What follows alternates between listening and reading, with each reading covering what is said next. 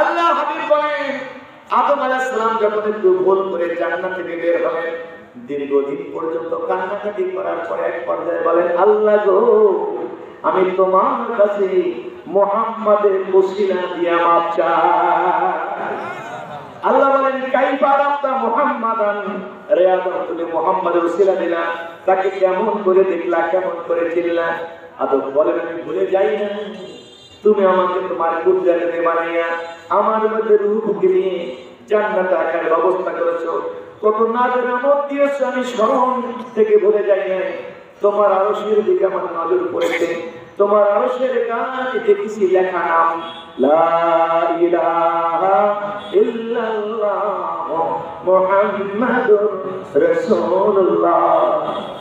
পরওয়ারদিগার মালিক, তোমার আরশের গায়ে তোমার নামের সাথে যে মুহাম্মদ নামটা লেখা, যদি তামাম মাখলুকাতের মধ্যে ওই নামটা তোমার কাছে অতি প্রিয় নাম হতো, তুমি তোমার আরশের গায়ে তোমার নামের সাথে মিলায় ওটা লিখে রাখতা, ওই নামের উসিলায় আমি আদম তোমার দরবারে ক্ষমা চাই।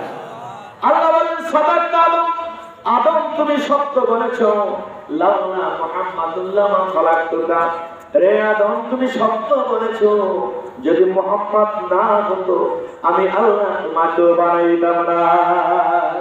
যাও রে আদম যাও, আজকে আমার বন্ধু উসিলা দিয়া তুমি ক্ষমা চাই না, তোমাকে শুধু মাফ করলাম না, তোমাকে শুধু ক্ষমা করলাম না, তোমাকে জান্নাতের অধিকারী করলাম না, বরং তোমার দ্বারা নবুয়তের ধারাটা শুরু করে দিলাম।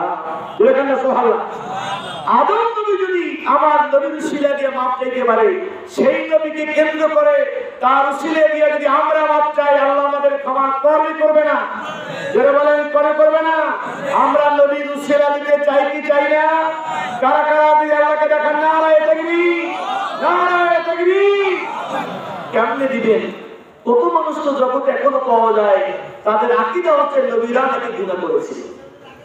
কি নবীদের গুনাহ আছে? বলেন, নবীদের কোনো পাপ ছিল?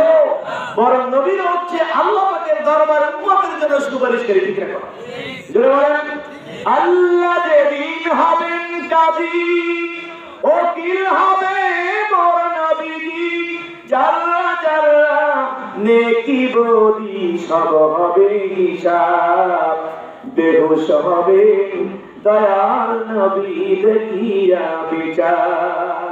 মাফ করো প্রভু আমার উম্মত গুনাহগার। যারা বলেন ঠিক না ঠিক? আল্লাহর উম্মত যিনি আসামি হবে, আল্লাহ রাব্বুল আরশের কাছে নবী সেজদা করে যাবে, এবার বলবে, মালিক তোমার ওয়াদা সত্য। সুবহানাল্লাহ। তুমি তো বলেছো ওয়ালা সাওফা ইউতিকা